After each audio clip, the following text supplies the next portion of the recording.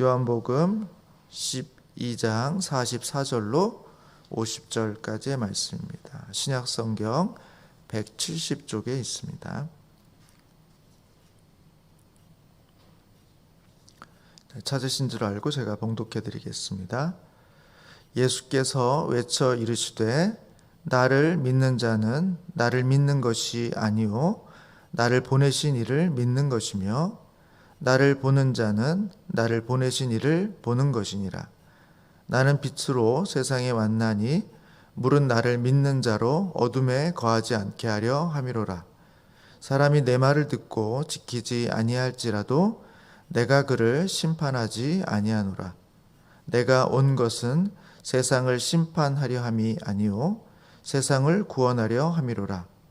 나를 저버리고 내 말을 받지 아니하는 자를 심판할 이가 있으니 곧 내가 한 그 말이 마지막 날에 그를 심판하리라.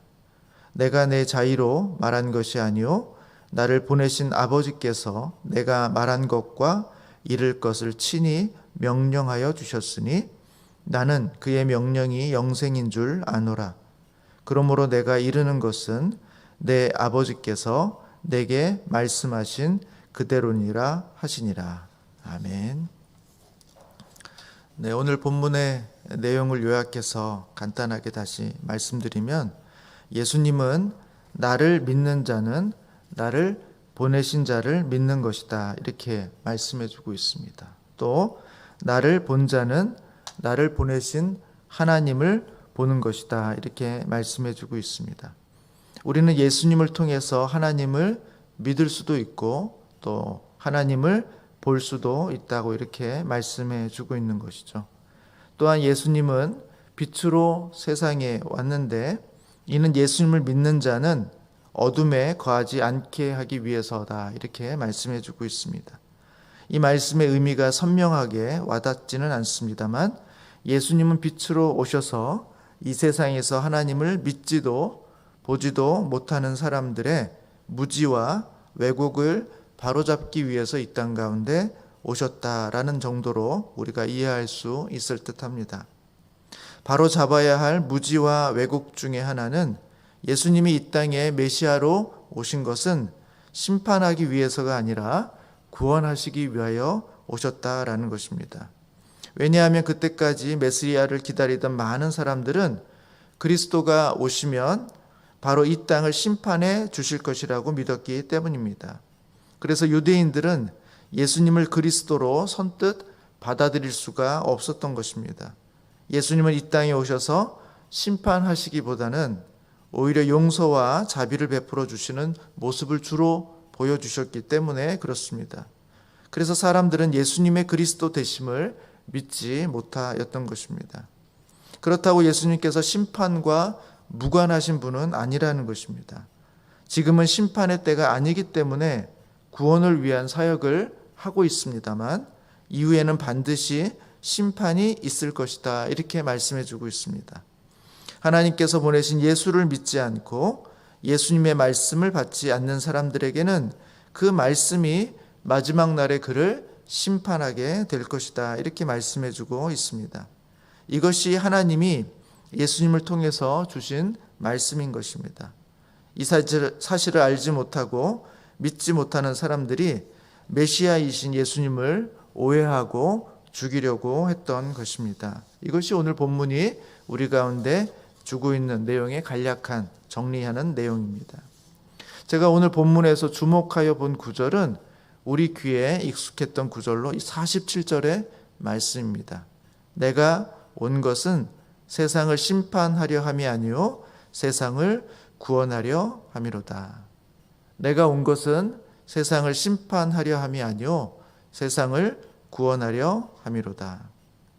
이 말씀을 우리가 오해하지 말아야 할 것은 예수님은 심판이 아니라 구원하기 위해서 오셨기 때문에 한없이 받아주시고 한없이 용서해 주시기만 하시는 그저 좋은 분이라고 생각해서는 안 된다는 것입니다.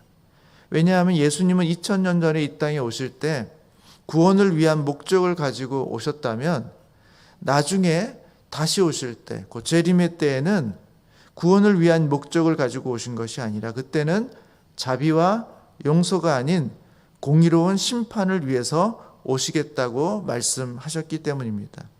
따라서 우리가 예수님을 한없이 너그럽고 자비로운 할아버지, 할머니의 이미지로만 보는 것은 잘못이라는 것입니다. 오히려 지금은 아직 심판의 때가 이르지 아니하였으니 용서의 기회가 여전히 남아있는 것이다. 그러니 속히 회개하고 주님께로 돌아올 것에 대한 촉구를 주고 있는 말씀입니다. 왜냐하면 언제일지 모르지만 예수님은 곧 다시 심판의 주로서 우리 가운데 등장하셔서 회개하지 않는 모든 자들을 엄중히 심판하시기 때문입니다. 사랑하는 성도 여러분, 감사하게도 지금은 여전히 구원의 때입니다. 자비와 긍휼의 때입니다.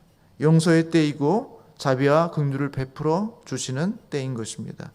그러니 지금이 은혜 받을 때라는 것입니다.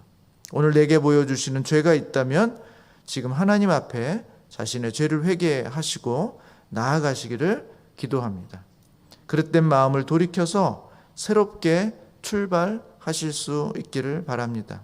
나중에는 후회해도 소용없는 순간이 오기 때문에 그 순간이 오기 전, 그때가 오기 전 우리가 지금 해야 될 것은 하나님의 은혜와 구원을 바라고 자비와 긍휼 앞으로 나아가는 것입니다.